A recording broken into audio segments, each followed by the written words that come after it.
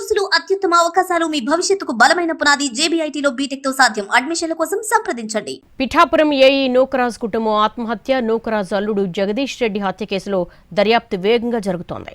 ప్రధాన నిందితుడైన సాదిక్ను కస్టడీ కోరుతూ పిటిషన్ వేశారు పోలీసులు. అయితే జగదీష్ హత్య కేసులో పోలీసులు ఇంకా ఏం తెలుసుకోవాలనుకుంటున్నారు?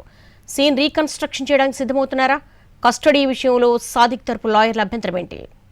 పిఠాపురం ఏఈ నూకరాజు అల్లుడు జగదీష్ హత్య కేసులో ఈ నెల 22న సాదిక్ను పట్టుకున్నారు పోలీసులు. మీరట్ నుంచి కాకినాడ తీసుకొచ్చారు. 24న మెజిస్ట్రేట్ ముందు హాజరుపరిచారు. సెప్టెంబర్ 3 వరకు రిమాండ్ విధించింది కోర్టు. ప్రస్తుతం సాదిక్ కాకినాడ సబ్ జైల్లో రిమాండ్ ఖైదీగా ఉన్నారు. అతడిని వారం రోజుల పాటు కస్టడీకి ఇవ్వాలని సర్పవరం పోలీసులు కోర్టులో పిటిషన్ వేశారు. ఇందుకు సంబంధించి సాదిక్ తరపు న్యాయవాదులకు నోటీసులిచ్చింది కోర్టు. అభ్యంతరాలు చెప్పాలని సూచించింది. పోలీసుల పిటిషన్కు కౌంటర్ వేయడానికి సిద్ధమవుతున్నారు సాదిక్ లాయర్లు. న్యాయవాది సమక్షంలోనే సాదిక్ను ప్రశ్నించాలని కోరుతున్నారు. దానికి అనుగుణంగా మెజిస్ట్రేట్ ముందు తమ వాదనలు వినిపించనున్నారు. అయితే ఇది మర్డర్ కేసు కాబట్టి ఖచ్చితంగా సాదిక్ను కస్టడీకిచ్చే అవకాశం కనిపిస్తోంది. జగదీష్ హత్యకు ముందు ఏం జరిగిందనేది సాదిక్కు మాత్రమే తెలుసునని పోలీసులు భావిస్తున్నారు. నూకరాజు కుటుంబంలో ఎవరూ మిగల్లేదు కాబట్టి ఇన్ఫర్మేషన్ వచ్చే అవకాశమే లేదని మెజిస్ట్రేట్ ముందుంచిన రిమాండ్ రిపోర్టులో పేర్కొన్నారు. కేసుకు సంబంధించి కీలక ఆధారాలు సేకరించాలంటే సాదిక్ను ప్రశ్నించాలని కోర్టుకు తెలిపారు. పోలీసులు అడిగిన అన్ని రోజులు కాకపోయినా ఖచ్చితంగా కస్టడీకి ఇస్తారని భావిస్తున్నారు. జగదీష్ హత్య తర్వాత పరిణామాలపై కూడా పోలీసులు ఫోకస్ చేశారు. అసలు నూకరాజు కుటుంబం ఆత్మహత్య చేసుకునే పరిస్థితి ఎందుకొచ్చింది అనే దానిపై కూడా క్లారిటీ రావాల్సింది. ఏఈ కుటుంబం ఆత్మహత్య కేసు రాజమండ్రి 2 టౌన్ పోలీస్ స్టేషన్లో నమోదైంది. ఆ కేసులో పీటీ వారెంట్ మీద సాదిక్ను తీసుకెళ్లి ప్రశ్నించేందుకు గ్రౌండ్ ప్రిపేర్ చేస్తున్నారు రాజమండ్రి 2 టౌన్ పోలీసులు.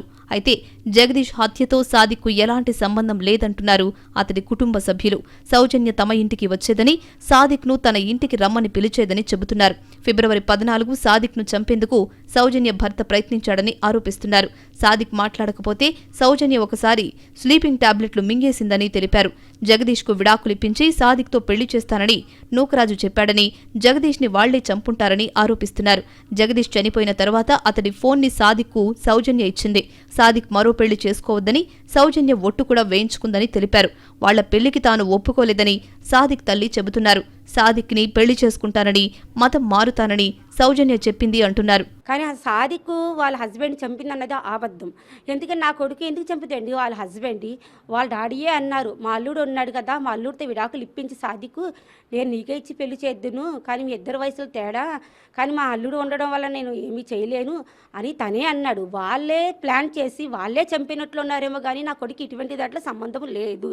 నువ్వు వేరే పెళ్లి చేసుకోవడానికి వీలు లేదని నా చేతితో ఒట్టేయించుకున్నది తను సౌజన్య. నన్నే చేసుకోవాలి, నువ్వు ఎవరిని చేసుకుంటా అవ్వదు అనేసి కూడా ప్రామిస్ తీసుకుంది నా చేతు అని చెప్పి సాదిక్ చెప్పినాడు. సాదిక్ ని కస్టడీకి తీసుకుని ప్రశ్నించిన తర్వాత మరిన్ని వివరాలు బహిర్గతమయ్యే అవకాశాలున్నాయని పోలీసులు భావిస్తున్నారు.